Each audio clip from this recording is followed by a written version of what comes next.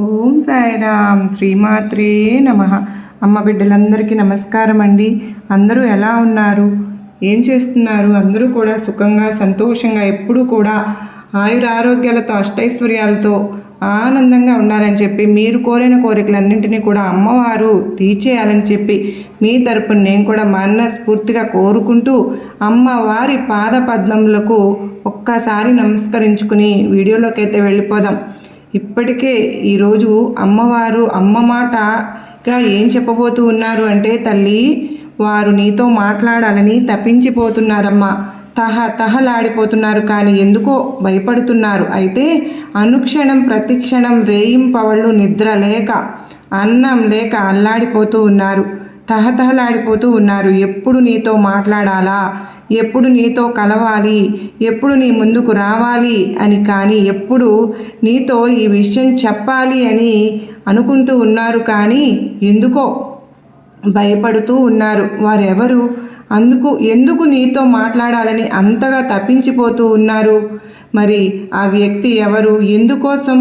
మంచికా, చెడుకా, మేలుకా, కీడుకా? ఖచ్చితంగా తెలుసుకుని తీరాలి తల్లి. అయితే నీ జీవితం మాత్రం మునిపటిలాగా అసలు ఉండదమ్మా. ఆ వ్యక్తి ప్రవేశించిన తర్వాత, ఆ వ్యక్తి నీ జీవితంలోకి వచ్చిన తర్వాత అయితే ఇక్కడ ఇంతకు ముందు ఉన్న నీ జీవితానికి పూర్తిగా భిన్నంగా విరుద్ధంగా మారిపోతుంది.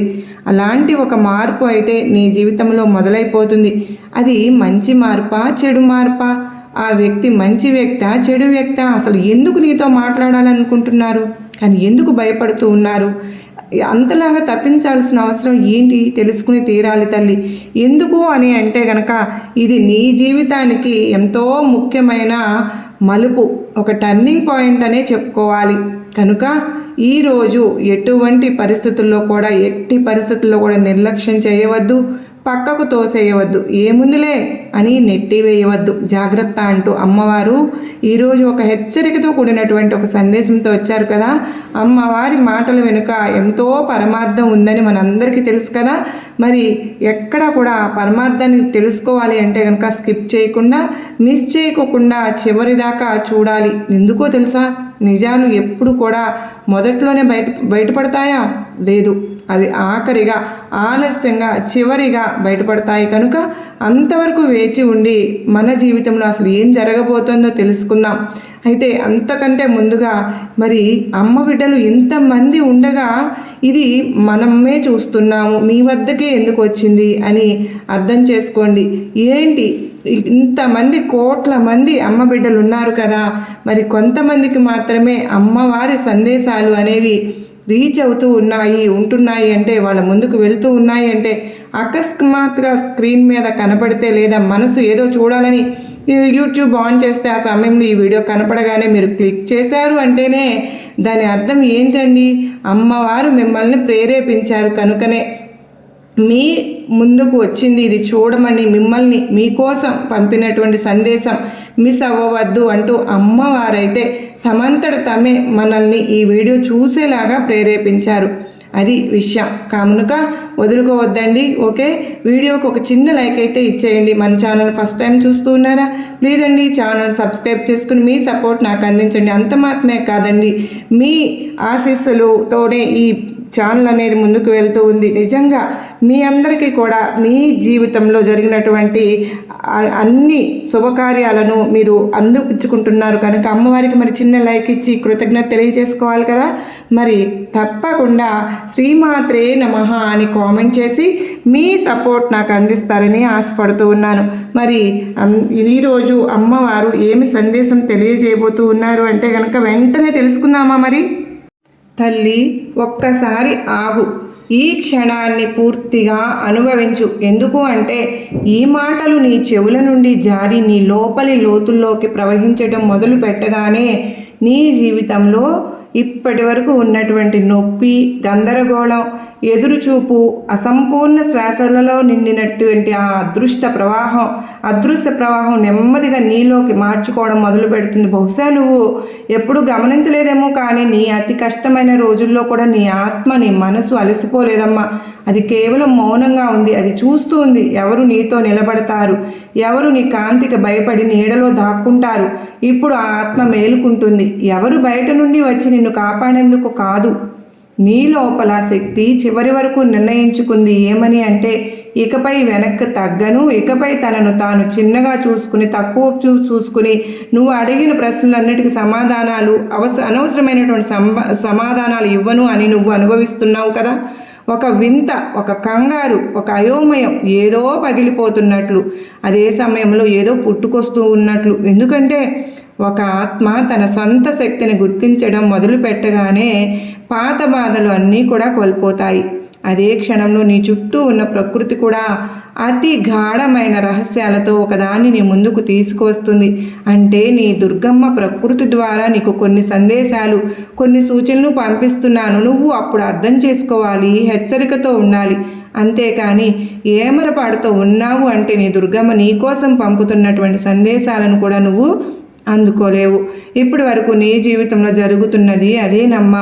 నువ్వు అనుకుంటూ ఉన్నావు, తల్లి ఒక్కొక్కసారి నా దుర్గమ్మ నన్ను మర్చిపోయింది, నన్ను పట్టించుకోవడం లేదు, ఎంత మొక్కినా, ఎన్నిసార్లు గుడికి వెళ్ళినా, ఎన్నిసార్లు పిలిచినా, ఎంత తలిచినా కనీసం నా వైపు కంటితో కూడా చూడడం లేదు అని. ఆ విషయం ఏంటో నీకు తెలుసా తల్లి? ఎందుకోనో ఏంటో నేను పట్టించుకుంటున్నాను తల్లి. బిడా, నేను చూస్తూనే ఉన్నాను, గమనిస్తూనే ఉన్నాను. నీ కోసం ఏదో చేయాలని ఆరాటపడుతున్నాను, తహతహలాడుతున్నాను. కాకపోతే నేను పంపే సందేశాలను నువ్వే తీసుకోలేకపోతున్నావు. నేను నేరుగా ముందుకు రానమ్మా. ఒక మాట రూపంలోనో, ఒక సందేశం రూపంలోనో, ఒక పాట రూపంలోనో, లేదంటే ఒక వ్యక్తి రూపంలోనో ఏదో ఒక విధంగా నీ వద్దకు సహాయం చేయాలని వస్తాను. అవన్నింటినీ కూడా నువ్వు అందుకోలేకపోతున్నావు, గుర్తించలేకపోయావు. ముఖ్యంగా ఎందుకో తెలుసా? నీకున్న జీవితం కారణం కావచ్చు, నీకున్న ఆలోచనలు కావచ్చు, నీకున్న అయోమయమైనా కావచ్చు, నీకున్న గందరగోళం. కానీ ఈ పరిస్థితులన్నిటినీ వెరసి ఏమవుతుంది అని అంటే గనక అసలు నీ చుట్టూ ఏం జరుగుతుందో గమనించే స్థాయిలో నువ్వు లేవు, గమనించే స్థితిలో నువ్వు లేవు. అలా ఉన్నావు కనుకనే నీ దుర్గమ్మ ఇంతకాలం పంపినటువంటి సందేశాలు నువ్వు అందుకోలేకపోయావు. అందుకో ఈరోజు నీ దుర్గమ్మ, నీ తల్లి పని కట్టుకుని మరీ వచ్చాను. నా తల్లి, నా బిడ్డ ఇన్ని సందేశాలు పంపితే కూడా అందుకోలేకపోయింది కదా. అందుకోలేకపోతే తను ఎప్పుడు ఇలానే ఉండాలి కదా. తన జీవితాన్ని నేను మార్చాలి అన్న ఉద్దేశంతో ఈరోజు నీ కోసం ప్రకృతి ద్వారా కొన్ని సూచనలు తెలియజేయబోతున్నాను, కొన్ని సంకేతాలను పంపించబోతున్నాను. జాగ్రత్తగా గమనిస్తావు కదూ. అయితే ఆ ప్రత్యేక వ్యక్తిని హృదయం ఎటువంటి కారణం లేకుండా వేగంగా కొట్టుకునేది. ఆ ఆలోచనలో నీ శ్వాస లయ మారిపోయేది. అతను యాదృచ్ఛికం కాదు. అతను నీ కథలో ఇప్పటికే రాసి పెట్టబడి ఉన్న అధ్యాయం ఇప్పుడు చదవబోతోంది. నీకు అనిపించింది కదా కల్పన మాత్రమే అని. ఇవన్నీ ఎందుకు జరుగుతాయి దుర్గమ్మ, ఎలా జరుగుతాయి అన్న అనుమానం కూడా నీకు వస్తోంది కదూ. నాకు తెలుసు తల్లి, సత్యం ఏంటో, చెలరేగింది ఏంటో తెలుసా బిడా. ఒక కోరిక నీ రక్తంలోకి దిగిపోయినప్పుడు, ఒక స్వప్నం నిన్ను నిద్రపోనివ్వకుండా జీవోత్సవం చేసినప్పుడు ఆ కోరిక ఈ ప్రకృతికి ఆదేశంగా మారుతుంది. నువ్వు ఇప్పుడు ఆ బిందువు వద్ద నిలబడి ఉన్నావు. నీ ఇచ్చ అవసరంగా మారిన ఆ స్థానంలో హృదయం నుండి లేచిన అవసరం ఈ సృష్టి యొక్క ప్రతి కణాన్ని తన దిశ మార్చుకునేలాగా చేస్తుంది. అందుకే గాఢమైన పిలుపును మళ్ళీ మళ్ళీ చెప్పాల్సిన అవసరమైతే లేదుగా, దాన్ని కేవలం అనుభవించాలి. అందుకో తెలుసా, అది ఇప్పటికీ నీ ప్రతి గుండె దడలోనా ఉంది. నువ్వు చాలా కాలంగా నిన్ను నువ్వు నిందించుకుంటున్నావు కదూ. నీ ఆలోచనలతో పోరాడావు, నీ బలహీనతలను దాచావు. ఇతర వాళ్ళ కళ్ళ ముందు బలంగా కనిపించడానికి నీలో నువ్వు, నీ ముందు నీవు బలహీనుడివైపోయావు. కానీ ఇప్పుడు ఆ దశ ముగిసిపోయింది. ఎందుకో తెలుసా, నీ జీవిత దిశను మార్చబోయే ఆ వ్యక్తి నిన్ను నువ్వు ఉన్నట్లుగానే నిన్ను గమనిస్తాడు, చూస్తాడు. నీ చుట్టూ తిరుగుతూనే ఉన్నాను. అయితే ఇక్కడ ముఖానికి ఏమీ ఇక్కడ తెరలు లేవు, గంతలు కూడా లేవు. అవి లేకుండానే, భయం లేకుండానే నువ్వు సంవత్సరాలుగా మోసుకొచ్చినటువంటి ఆ భారం అంతా కూడా అతని ఉనికి నీ జీవితంలోకి ప్రవేశించగానే నీ చూపు, నీ దృక్పథం నిశ్శబ్దంగానే కానీ శాశ్వతంగా మారిపోతుంది. అంతా మారిపోతుంది. అతని రాక నీ జీవితాన్ని ఏ విధంగా మార్చేస్తుందంటే నీ ఊహకు కూడా నీకు అందదు. నువ్వు కలలో కూడా ఊహించి ఉండవు. నిన్ను నువ్వు పెద్దగా ఆలోచించేసుకుంటూ పెద్దగా అనుభవించేస్తూ ఉంటావు. అంటే నీ గురించి నీకు ఒక గొప్ప అవగాహన వచ్చేస్తుంది. అద్భుతమైనటువంటి విషయం ఏంటో చెప్పనా అమ్మా? దీనికి నువ్వు ఎటువంటి శ్రమ పడవలసిన పని లేదు. ఒక మనసుకు తన ప్రత్యేకమైనటువంటి స్థానం దొరికినప్పుడు వృద్ధి అనేది సహజంగానే మారిపోతుంది. సంతోషం నటన కాదమ్మా, సుఖం ఒక గమ్యం కాదు బిడా, అది శాశ్వత స్థితిగా మారిపోతుంది. ఇక్కడ ఈ వ్యక్తి ఎంతలా తప్పించిపోతూ ఉన్నారు అంటే, ఎంతగా కలవరించిపోతున్నారు అంటే నీతో మాట్లాడాలని, ఏదో చెప్పాలని, కానీ మళ్ళీ ఏదో సందేహం, ఏదో ఒక గందరగోళం తనని ఎప్పటికప్పుడు వెనక్కి లాగుతూనే ఉంది. ఆ వ్యక్తి ఎవరనుకుంటున్నావు బిడా? నీ దుర్గమ్మ నీకోసం నియమించబడిన వ్యక్తి, నీకోసం నియమించాడు. చెప్పాను కదా, నేను సహాయం అంటూ చేయాలి అంటే మనుషుల రూపంలోనో ఒక మాట రూపంలోనో చెప్తాను అని. అందులో భాగమేనమ్మా ఈ వ్యక్తి కూడా. ఈ వ్యక్తి నీ రాతలో, నీ తలరాతలో, నీ కథలో రాసేసి పెట్టుబడిన ఒక అధ్యాయం. ఆ అధ్యాయం ఇప్పుడు నీ ముందుకు రాబోతుంది. ఇన్నాళ్ళుగా కూడా నువ్వు అనుకుంటూ ఉన్నావు, దాన్ని తెరిచి చూడలేకపోయావు, కానీ ఇప్పుడు వింటున్నావు కదా, సాక్షాత్తు నీ దుర్గమ్మ వినిపిస్తున్నాను. ఆ అధ్యాయాన్ని తెరిచి చదివి నీ చెవులకు నీ దుర్గమ్మ వినిపిస్తున్నాను అంటే ముందు నీ మనసు మళ్ళీ తిరిగి చూస్తూ ఉంది. నెగిటివిటీ నిన్ను చుట్టుముట్టే సేవేమో, గత జ్ఞాపకాలు నిన్ను వెనక్కి లాగుతున్నాయేమో. అది వైఫల్యం కాదు విడా, అది శిక్షణ. నిన్ను సన్నద్ధత చేసే రోజు అయితే ఆ వెలుగు వచ్చినప్పుడు మాత్రం నువ్వు తట్టుకోగలిగేలాగా ఉండాలిగా. ఎందుకంటే అందరూ ప్రేమ కోరుకుంటారు, కానీ చాలామంది ఆ ప్రేమతో వచ్చే బాధ్యత మార్పు కోసం అని నువ్వు సిద్ధంగా ఉండు. ఎంతోమంది దీనికోసం సిద్ధంగా ఉండరు, కానీ నువ్వు సిద్ధంగా ఉండు. ఇప్పుడు నువ్వు సిద్ధంగా ఉన్నావు, అందుకే ఆ వ్యక్తి నీకు చాలా దగ్గరగా వచ్చేస్తున్నాడు. అంత దగ్గరగా బహుశా అతను నీ నగరంలోనో నీ ఇంట్లోనో వచ్చి నిన్ను పిలుస్తాడేమో, లేదంటే నువ్వు రోడ్డు పైన ఎక్కడైనా నడుస్తూ ఉంటే నీ దూరం కేవలం తనకి భౌతికమైనదేమో, కానీ ఇది ఒక దూరం కాదు. రోజుకి తగ్గిపోతుంది. అంటే నీ బాధాకరమైన రోజులు ముగిసిపోతున్నాయి. ఇక్కడ నువ్వు శాంతంగా గాఢంగా మారుతున్నాయి. వాటి స్థానంలో ఒక బంగారు కాలం వస్తుంది. దాన్ని నువ్వు నిశ్శబ్దంగా కలలు కనేవాడు. బ్రహ్మాండం ఇప్పుడు నీకు గుర్తు చేస్తుంది. నీ దుర్గమ్మను గుర్తు చేస్తున్నాను, ఈ ప్రకృతిని గుర్తు చేస్తుంది. నీ హృదయంలో ఒకరి కోసం ఉన్న అగాఢమైన స్థలం ఏ తప్పు ఫలితము కూడా కాదు. అతని చిరునవ్వుపై నువ్వు కరిగిపోవడం నీ బలహీనత కాదు, అది నీ సున్నిత శక్తికి నిదర్శనం. అతని జ్ఞాపకాలు నిశ్వాసలో నివసించడం కొన్ని సంబంధాలు తర్కంతో కాదమ్మా, స్థాయితో ఏర్పడతాయని చూపిస్తుంది. ఇప్పుడు సంకేతాలు తీవ్రంగా మారుతున్నాయి. అవి అర్థవంతంగా అనిపిస్తూ ఉన్నాయి. చిన్న ఒడిదుడుకులు, ఎదురుచూపులో సంయోగాలు నిన్ను గుర్తు చేస్తున్నాయి. నువ్వు సరైన సమయంలో సరైన చోట ఉన్నావు అని. ఇక్కడ ఈ సంగమం, ఈ మిలనం జరిగిన వెంటనే నీ ప్రపంచంలో రంగులు మారిపోతాయి, భయాలు వెనక్కి మిగిలిపోతాయి, ఆత్మవిశ్వాసం సహజంగా మారిపోతుంది, అసాధ్యంగా అనిపించినవి సహజంగా అవుతాయి. ఎందుకో తెలుసా, ఇది నీ దుర్గమ్మ శక్తి మాత్రమే కాదు, ఇదొక బిడ్డ పెద్ద ప్రణాళికలో భాగం. అతని చిరునవ్వు, అతని ఉనికి నీకు అర్థం చేస్తుంది. ఇక పాత జీవితం తిరిగి రాలేదు. ఎందుకో తెలుసా, నువ్వు ఇప్పుడు నీ లోపల ఏముందో తెలుసుకున్నావుగా. ఆ జ్ఞానమే నిన్ను అజేయుదుని చేస్తుంది. అతను నిన్ను క్రమబద్ధతలో ఉన్నాడు, సన్నద్ధతలో ఉన్నాడు కనుక ప్రతి కర్మ, ప్రతి ప్రయత్నం, ప్రతి ప్రార్థన నీ వైపే ఉన్నాయి. మళ్ళీ కూడా అందుకే ఇది ఎదురుచూపు కాదమ్మా, ఇది నిర్మాణం. దూరం అర్థంతో కోల్పోయింది. వంగుతున్నాయి కోరికలు, ఆకారం దాల్చుతున్నాయి, తీసుకుంటున్నాయి. నీ ఆత్మ గాఢంగా ఉంది. మిలనం జరగకుండా ఉండదు. ఎందుకో తెలుసా? ఆత్మలు ఒకరినొకరు గుర్తించుకున్నప్పుడు సమయం కూడా వారి మార్గాన్ని అడ్డుకోలేదు. చివరికి మీ ఇద్దరి గుండెలు లయలు కూడా ఒకటిగానే ఉంటాయి. మీ ఇద్దరి లయలు కలిసి ఉన్నప్పుడు ప్రపంచం కొంతసేపు ఆగిపోతుంది బిడ్డ. ఆ ఆగిపోవడంలో నీకు ఆ సత్యం అనేది దొరుకుతుంది. ప్రేమ కేవలం భావన మాత్రమే కాదమ్మా, ఇది నీ దుర్గమ్మ యొక్క అతి శక్తివంతమైన నియమం అని ఇప్పుడు నువ్వు ఆ నియమంలో ప్రవహిస్తున్నావు. నిర్భయంగా, జాగృతంగా, పూర్తిగా సిద్ధంగా ఆగు. ఎందుకంటే కథ ఇక్కడే అంతం కాలేదు. ఇక్కడి నుంచే దాని నిజమైన మార్పు అనేది మొదలవుతుంది.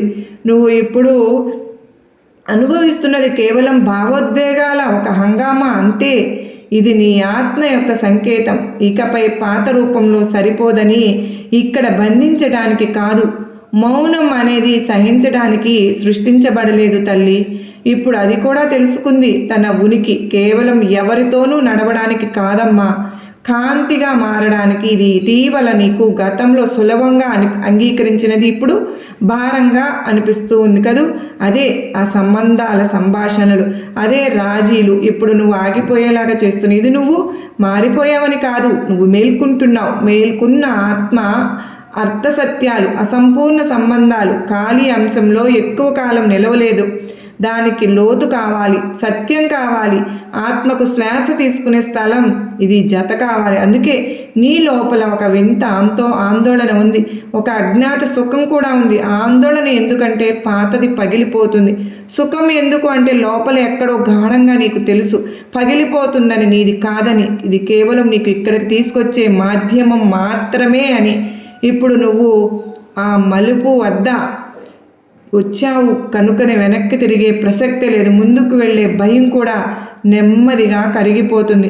అప్పుడు నీకు నీ దుర్గమ్మ చేస్తున్నటువంటి చెబుతూ ఉంటాను కదా, నీకు బుద్ధినిస్తాను, మాటలు లేకుండా, ప్రకటనలు లేకుండా ప్రతి దూరము శిక్షం కాదు అని. కొన్ని దూరాలు నిన్ను సిద్ధం చేయడానికే. ఎందుకంటే అతను ముందే వచ్చేస్తే, బహుశా అతను ముందుగానే వచ్చేస్తే నువ్వు కోల్పోయి ఉండేదానివేమో, నువ్వు పాతలాగా ఉండిపోయేదానివేమో, బహుశా అతన్ని గుర్తించలేకపోయేదానివేమో. ఇప్పుడు పరిస్థితి వేరు. నీ కళ్ళు కేవలం చూడడానికి కాదు, గుర్తించడానికి తెలుసుకుంటున్నాయి. నీ హృదయం కేవలం అనుభవించడం మాత్రమే కాదు, అర్థం చేసుకుంటుంది కూడా. నువ్వు ఇప్పుడు ఆకర్షణ జతల మధ్య నువ్వు తేడాను తెలుసుకుంటూ ఉన్నావు. ఆకర్షణ ఏది, అభిమానం ఏది, ప్రేమ ఏది అనేది తెలుసుకుంటున్నావుగా. శబ్దం చేసేది కాదు, శాశ్వతం కాదు అని. నిశ్శబ్దంగా లోపలికి జరిగిపోయేది, దిగిపోయేది జీవితాన్ని మారుస్తుంది అని. ఇక్కడ నీ ఊర్ధ్వం మారుతోందని అనుభవిస్తున్నావుగా. గతంలో శ్రమ పడాల్సింది ఇప్పుడు తనంతట తాను జరిగిపోతూ ఉన్నాయిగా. మరి ఎవరి ప్రమేయము లేకుండా కొందరు మరొకసారి దూరమైపోతూ ఉన్నారు. కొన్ని కోరికలు కూడా దూరమైపోతూ ఉన్నాయి, విచారం లేకుండా ముగిసిపోతున్నాయి. కొత్త ఆలోచనలు శ్రమ లేకుండా పుడుతూ ఉన్నాయి. ఇది సంయోగం కాదు బిడా, ఇది ఖాళీ స్థలాన్ని సృష్టిస్తుంది. అందులో ఇప్పుడు ఏదో సత్యం దిగుతోంది. ఆ వ్యక్తి, అతని ఊర్ధ్వం, అతని శక్తి నిన్ను తాకకుండానే అనుభవం అవుతుంది. అంటే నీకు అర్థమవుతుంది ఏదో జరగబోతుంది అని. ఆ వ్యక్తి నీ దగ్గరకు రాకపోయినా, నిన్ను తాకకపోయినా కూడా నీకు అర్థమైంది, నీకు తగలకపోయినా కూడా అర్థమైంది. నా కోసం అతి దగ్గరగా, అతి సమీపంగా ఎవరో వస్తున్నారు అని. అతని ఉనికి నిన్ను చూడకుండానే శాంతపరుస్తుంది. నీకు అతను అదే ప్రక్రియలో ఉన్నారు. ఇక్కడ నిన్ను ఎంతలా నీ కోసం మాట్లాడాలి, తప్పించాలి అని ఆరాటపడిపోతున్న వ్యక్తి ఎవరో తెలుసా బిడ్డ? నీ మేలు కోరే ఒక వ్యక్తి. ఆ వ్యక్తి ఇంతకాలం కూడా నిన్ను వెనుక ఉండి గమనిస్తూ, నీ చర్యలను, నీ మాటలను, నీ చేష్టలను, నీ పనులను ప్రతి ఒక్కటిని కూడా గమనించుకుంటూ వస్తున్న వ్యక్తి, నీ మీద ఒక అభిమానం పెంచుకున్న వ్యక్తి, ఒక గౌరవం పెంచుకున్న వ్యక్తి. ఎలాగైనా సరే నీతో మాట్లాడాలి, ఎలాగైనా సరే నీతో పరిచయం పెంచుకోవాలి, ఎలాగైనా నీతో పనుల్లో పాలు పంచుకోవాలి. ఎందుకంటే అంత ఒక విలువైన వ్యక్తిగా తన స్థానంలో, తన మనసులో నీ స్థానం ఉంది. అందుకేనమ్మా ఆ వ్యక్తి నీతో మాట్లాడాలి, పరిచయం పెంచుకోవాలి అంటూ తహతహలాడుతూ ఉన్నారు. కానీ మాట్లాడాలంటే ఏదో భయం, ఏదో జంకు. ఇక్కడ అనే కష్టంలో ఉన్నప్పుడు, తను చేయాలని, ఇవ్వాలని, నీవు చెప్పలేని ప్రాబ్లంలో ఉన్నప్పుడు, చెప్పలేని సమస్యలో ఉన్నప్పుడు తను నీకు తోడుగా ఉండాలని, అంటే ప్రతి ఒక్క చోట కూడా కష్టంలో సుఖంలో నీకు తోడుగా నిలబడి ఉండాలని తను ఎంతో ఆరాట పడుతూ ఉన్నారు. అంటే నీ దగ్గర ఉండాలి అన్నట్లు వారి ఆలోచన. అయితే ఆ వ్యక్తి ఒక నీ మీద గౌరవం ఉంచుకున్న ఒక వ్యక్తి అయినా కావచ్చు, ఒక అభిమానం ఉన్న వ్యక్తి అయినా కావచ్చు, ఒక స్నేహితులైన రూపంలో అయినా కానీ, మంచి మిత్రుల రూపంలో అయినా కావచ్చు, ఒక ప్రేమను చూపించే వ్యక్తి అయినా కావచ్చు, నీకంటే చిన్న వ్యక్తి అయినా సరే నిన్ను ఒక గుర్తు స్థానంలో నుంచి నీ దగ్గర నేను నేర్చుకోవాలని వ్యక్తి అయినా కావచ్చు, నీకన్నా పెద్ద వ్యక్తి అయినా ఇంత చిన్న వయసులో నీకు ఇదంతా ఎలా వచ్చింది అబ్బింది అని అబ్బురపడి నీ తెలివితేటలు కూడా నీ ముందు నీ ఎదుగుదలకు ఉపయోగపడాలని చూడవచ్చు. ఇలా ఏ రూపంగా అయినా సరే కానీ కావచ్చమ్మా, ఆ వ్యక్తి అయితే నిన్ను కలవాలనుకుంటున్నారు, నీతో మాట్లాడాలనుకుంటున్నారు. ఇది నీ దుర్గమ్మ వేసిన ప్రణాళిక. ఎందుకంటే నీ జీవితం మార్చడానికి, నీకు తోడుగా నీడగా ఉండడానికి, నీ ఎదుగుదల ఉపయోగపడటానికి ఒక వ్యక్తిని పంపుతున్నాను తల్లి. జాగ్రత్తగా గుర్తించి ఆహ్వానించు. కొత్త వాళ్ళను కూడా అందరినీ నమ్మి మోసపోవద్దు. కొన్ని రోజులు వాళ్ళతో గడిపితే తెలుస్తుంది ఎలాంటి వాళ్ళు అన్నది. జాగ్రత్త అంటూ అమ్మవారైతే ఈరోజు ఒక అత్యద్భుతమైన సందేశంతో మన ముందుకైతే వచ్చారు కదండి. మరి ఈ సందేశం మనందరికీ కూడా గొప్ప నమ్మకాన్ని, ధైర్యాన్ని కలిగించింది కదూ, నచ్చింది కదూ. మరి ఎవరు ఆ వ్యక్తి అనేది మనకు మనమే నిర్ణయించుకొని ముందుకు వెళ్ళే శక్తిని అమ్మ ప్రసాదించాలని కోరుకుంటూ సర్వేజన సుఖినో